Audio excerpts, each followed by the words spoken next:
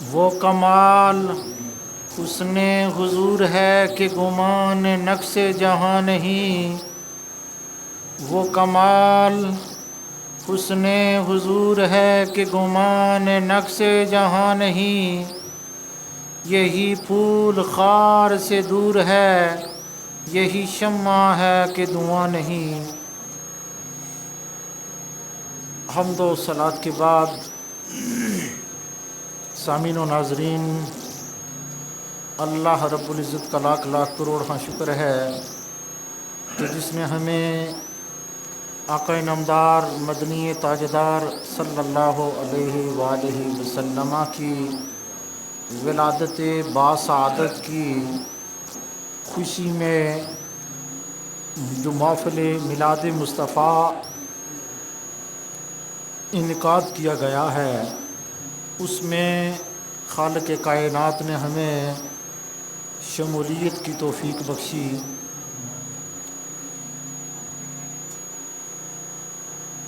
کیونکہ قبلہ شاہ صاحب آستانہ عالیہ سروٹا شریف، انہی کا خطاب یہاں پہ ہوتا ہے، اور گزشتہ رات کو جو محفل ہوئی وہاں پہ بھی خطاب شاہ صاحب کا تھا، لیکن وہ اپنی والدہ کی بیمار ہونے کی وجہ سے یہاں پہ حاضر نہ ہو سکے، اس لیے ناچیز وہ کمی پوری تو نہیں کر سکتا، لیکن حاضری کے لیے حاضر ہوا ہے۔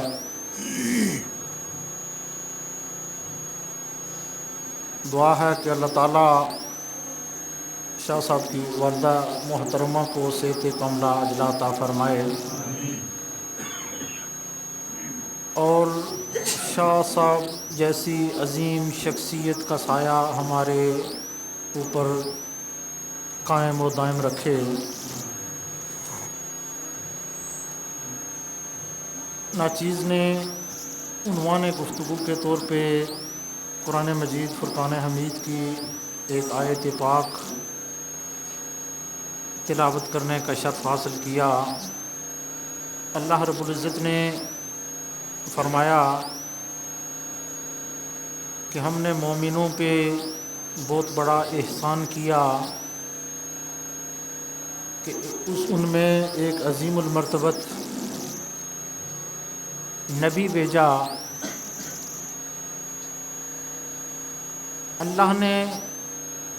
اتنے عظیم نبی کو ہمارے لیے منتخب فرمایا، جن کے لیے خالق کائنات نے خود احسان جتلایا کہ میں نے تم میں ایسے عظیم نبی کو بھیج کر تم پر احسان کیا ہے۔ دیکھیے، ہر چیز اللہ تبارک و تعالیٰ نے دی ہے ہمیں، لیکن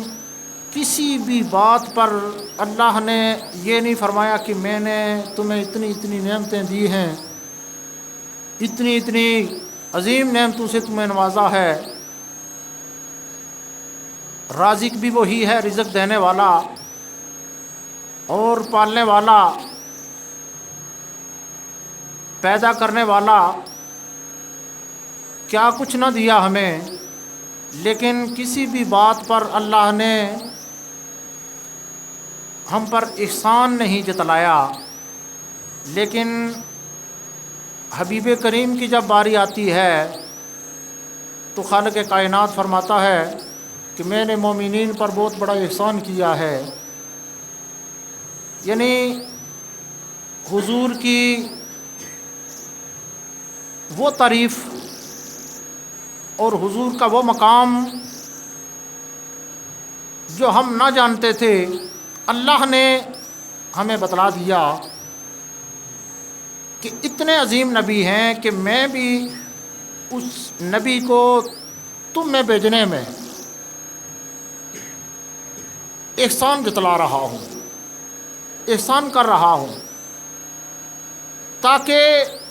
تمہیں پتہ چل جائے کہ ہم کس نبی کے امتی ہیں، تمہیں اس بات کی خبر ہو جائے کہ ہم اتنے عظیم نبی کے امتی ہیں کہ جس نبی کی امت میں شمولیت کے لیے سابقہ انبیاء بھی التجائیں و التماسیں کرتے رہے کہ اللہ ہمیں اس امت میں شامل فرما، لیکن ہماری خوش قسمتی یہ کہ اللہ نے ہمیں دعائیں کرنے کے بغیر، کچھ مانگنے کے بغیر مسلمانوں کے گھر پیدا کیا اور اس عظیم نبی کی امت میں پیدا فرمایا کہ جس کے لیے انبیاء بھی دعائیں کرتے رہے۔ لیکن شاید یہ ہماری بدقسمتی ہے کہ امت محمدیہ میں شمولیت کے بعد اللہ نے جو ہم پر احسان کرنا تھا وہ کر دیا، اللہ نے جو کچھ ہمیں دینا تھا وہ دے دیا، اللہ نے ہمیں اتنی اتنی بڑی نعمتیں دے کر طرح طرح کے محلات میں رہنا، یہ ہمارے مقدر میں لکھا، طرح طرح کے کھانوں سے ہمیں نوازا گیا اور طرح طرح کی نعمتوں سے ہمیں نوازا گیا، لیکن اللہ نے جو کچھ ہمیں دینا تھا وہ دے کر اب بات ہمارے حوالے کر دی کہ اب میں نے تمہیں یہ نعمتیں بھی دی ہیں، یہ سب کچھ دے دیا ہے، اب یہ دینے کے بعد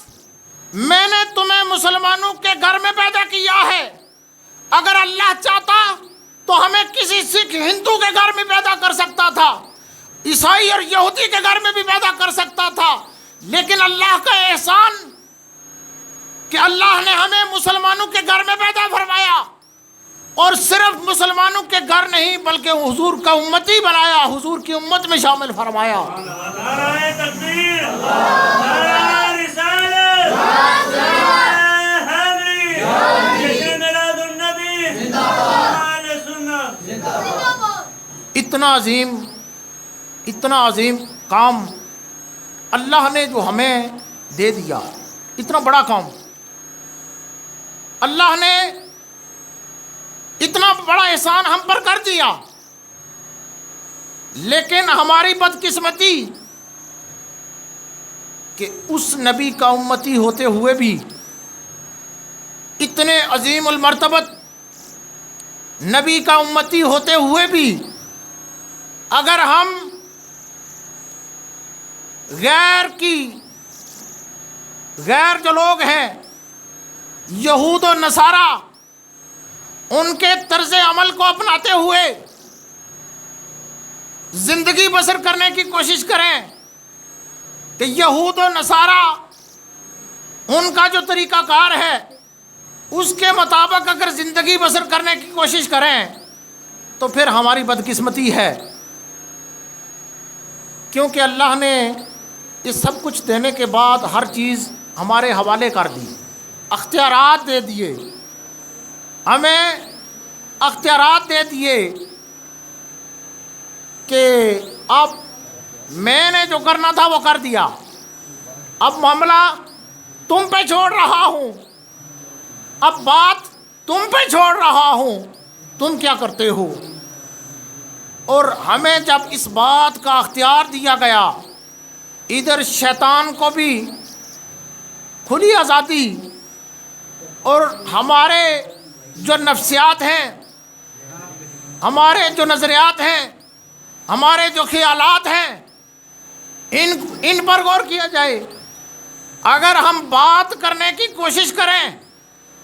تو دنیا کی بات کرنے کی کوشش کریں گے، کبھی بھی دین کی بات کرنے کے لیے تیار نہیں ہیں، دین کی بات سننے کے لیے یہ کان تیار نہیں ہیں۔ اسی مجلس کو دیکھ لیں جس میں ہم بیٹھے ہوئے ہیں، محفل میلاد،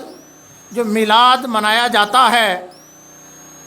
ایک تو ہو گئی خوشی کہ ہم سرکار کی یاد میں خوشی مناتے ہیں، اور دوسرا یہ محفل سے جانے کا جو مقصد ہوتا ہے وہ یہ ہوتا ہے کہ وہاں پہ لوگ مسجد میں اکٹھے ہوں گے اور وہاں پہ دین کی تبلیغ ہوگی، حضور کے دین کی اشاعت ہوگی، تبلیغ کی جائے گی، اور وہ باتیں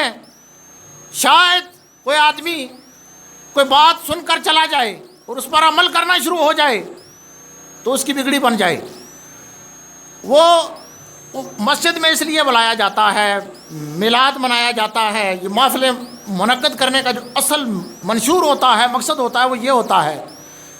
کہ وہاں پہ حضور کی ثناخوانی کی جائے گی، اور اس کے بعد کوئی ایسی بات بیان کی جائے گی جس کو سن کر شاید پہلی دفعہ سن رہے ہوں، کوئی ایسی بات شاید ہم پہلی دفعہ سن رہے ہیں، لیکن اگر ہم تبلیغ کے لیے، اگر ہم تبلیغ کو سننے کے لیے تیار نہیں ہیں، مسجدوں ہماری کہ یہ حال، محفل میلاد مصطفیٰ پہ ہم جاتے ہیں، محفلوں میں شمولیت کے لیے جاتے ہیں، لیکن انتظار اس بات کی ہوتی ہے کہ دعا کب ہوگی۔ جب دعا ہونے کا ٹائم ہوگا تو مسجد میں انٹر ہوں گے، مسجد کے اندر داخل ہوں گے، کیوں کہ کھانے کا وقت ہو گیا، اتنی دیر، اب کھانے کا وقت ہو گیا، یہ دعا نہیں، دعا کے لیے حاضر ہوتے ہیں کہ بھائی کھانا جہاں بھی ہے اللہ رزق دینے والا ہے، رزق ملے گا، اللہ وہ رازق ہے کہ کسی کو بھوکا نہیں رکھے گا، لیکن اس کے باوجود ہماری سوچ، خیالات یہ بات سننے کے لیے نہیں، میلاد میں کوئی دین کی بات سننے کے لیے نہیں، دین پر عمل۔ اور یہ بھی بات بتاؤں کہ علم جو ہے، علم یہ بہت بڑا خزانہ ہوتا ہے، یہ بہت بڑا خزانہ ہوتا ہے۔ علم کو سیکھنا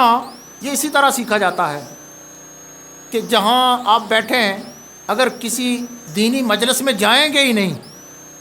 تو علم کہاں سے ملے گا، بات نہیں کہاں سے ملے گی۔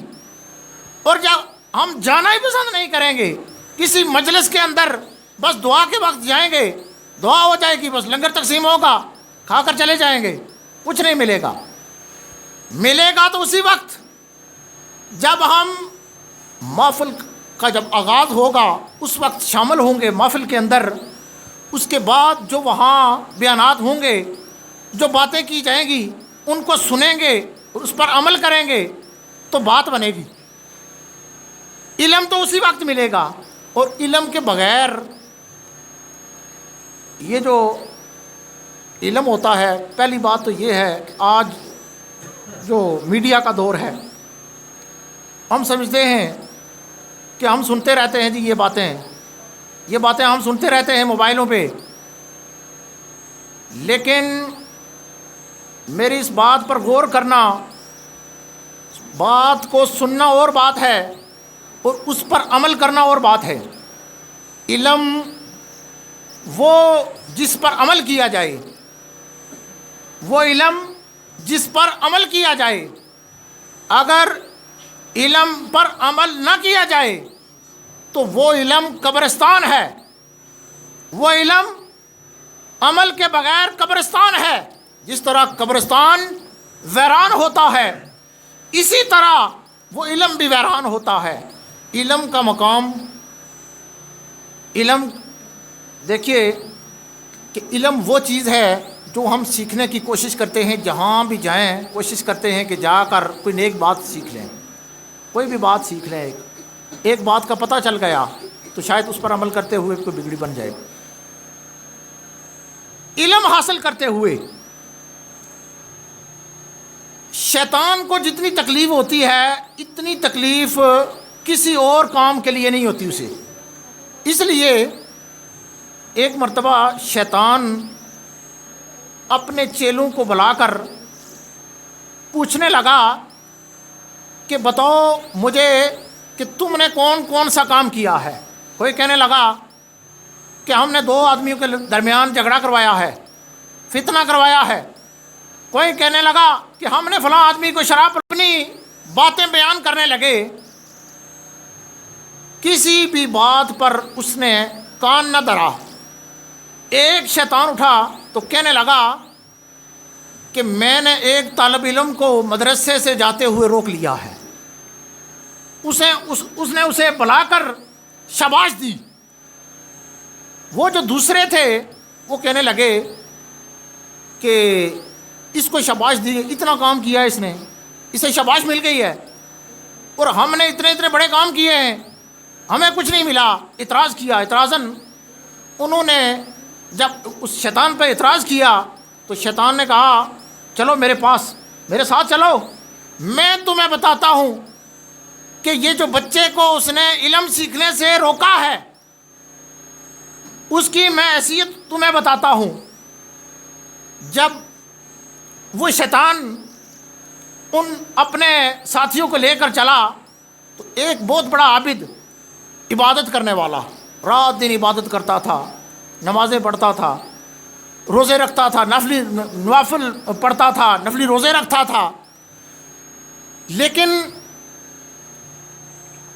وہ اتنا پڑھا ہوا نہیں تھا, علم نہیں تھا اس کے پاس. شیطان اس کے پاس چلا گیا, کہنے لگا یہ ایک بوتل ہے میرے پاس, یہ بوتل دیکھو اور مجھے یہ بتاؤ کہ اللہ تعالیٰ زمین اور آسمان کو اس بوتل کے اندر مٹا سکتا ہے؟ اللہ اس بوتل کے اندر زمین اور آسمان کو اس کے اندر مٹا سکتا ہے؟ وہ کہنے لگا یہ اتنی ساری بوتل ہے, زمین اور آسمان بہت بڑے ہیں, 7 آسمان اور زمینیں, یہ بہت بڑی چیز ہے, اس میں کیسے سما سکتی ہے؟ بس اتنی بات جواب سننے کے بعد چلا گیا, شیطان چلا گیا. اس آدمی کو وہ شیطانوں کے ساتھ, شیطانوں کو لے کر چلا گیا. کہنے لگا بات سن لی ہے؟ ہاں سن لی ہے. اب وہ ایک عالم دین کے پاس گیا. عالم دین نماز پڑھانے کے لیے جلدی میں جا رہا تھا. اس سے کہنے لگا کہ مولانا صاحب ٹھہریے, میں ایک بات آپ سے پوچھنا چاہتا ہوں. مولانا صاحب نے کہا بتاؤ. انسانی شکل میں تھا, اندر آ جائیں, انسانی شکل میں تھا. تو کہنے لگا کہ مولانا صاحب آپ مجھے ایک بات بتائیں, یہ شیشی بوتل میرے پاس ہے, میں آپ سے یہ پوچھنا چاہتا ہوں کہ اللہ اس بوتل کے اندر زمین اور آسمان کو مٹا سکتا ہے, سما سکتا ہے؟ وہ عالم دین جب اس نے یہ بات سنی نا تو عالم تھا, عالم کی نگاہ بڑے دور ہوتی ہے, اور علم وہ چیز ہے جس کی وجہ سے وہ شیطان کے واروں سے بچتا ہے. شیطان کے جو طرح طرح کے وار ہوتے ہیں ان سے وہ بچتا ہے علم کی وجہ سے, اللہ کی توفیق اور علم کی وجہ سے. اب وہ عالم دین اس نے تھپڑ رسید کیا, اسے تھپڑ رسید کیا. کہنے لگا میں لیٹ ہو رہا ہوں, میں نے نماز پڑھانی ہے, تو یہ بات یہ شیشی لے کر میرے پاس آیا. اللہ چاہے تو سوئی کے نکے سے بھی زمین اور آسمان کو مٹا سکتا ہے. اللہ قادر مطلق ہے, وہ جو چاہے کر سکتا ہے. تو ایک بوتل لے کر میرے پاس آیا ہے. اب اس نے شیطانوں کو اکٹھا کیا تو کہنے لگا بات سمجھ میں آ گئی ہے, یہ عالم تھا اور وہ عابد تھا, عبادت کرنے والا. اس نے 1 منٹ میں کہا کہ یہ زمین اور آسمان کیسے سما سکتے اس میں, اور یہ عالم تھا. اب یہاں میری بات نہیں بنی, لیکن اس نے یہ جو بات کہی ہے اب اس پر کفر نازل ہو گیا ہے, کیونکہ اللہ کی قدرت کاملہ پر اس نے اعتراض کر دیا. کیونکہ اللہ قادر مطلق ہے، جو چاہتا ہے کر دیتا ہے۔ اور جب اس نے انکار کیا کہ اللہ نہیں سما سکتا اس بوتل کے اندر، تو اب وہ دائرہ اسلام سے خارج ہو گیا، اور اسے پتہ بھی نہیں ہے کہ میں دائرہ اسلام سے خارج ہو گیا ہوں۔ یہ علم کی بات تھی۔ اب عالم تھا، عالم کو بات سمجھ میں تھی، وہ اس بات کو سمجھتا تھا۔ بات جو کرنے کا مقصد ہے کہ یہ نہ کہیں کہ بس ہمیں پتہ ہے کہ مولوی حضرات کیا بتائیں گے، کہ نماز کے لیے بتائیں گے، روزے کے لیے بتائیں گے، کہ نوافل، بس ٹھیک ہے ہم دعا کے وقت جائیں گے، کوئی ضرورت نہیں ہے اتنی باتوں کی۔ یاد رکھو، احادیث مبارکہ میں آتا ہے کہ علم سیکھو ماں کی گود سے لے کر قبر تک، علم سیکھو ماں کی گود سے لے کر قبر تک، اور علم سیکھو چاہے تمہیں چین جانا پڑے۔ ماں کی گود سے لے کر قبر تک علم کے لیے اس لیے کہا گیا کہ یہ نہیں کہ وہ ایک مدرسے میں جائے گا تو وہاں ماں کی گود سے لے کر وہاں پڑھتا رہے گا، جہاں بھی جائے گا، کسی بھی مجلس کے اندر جائے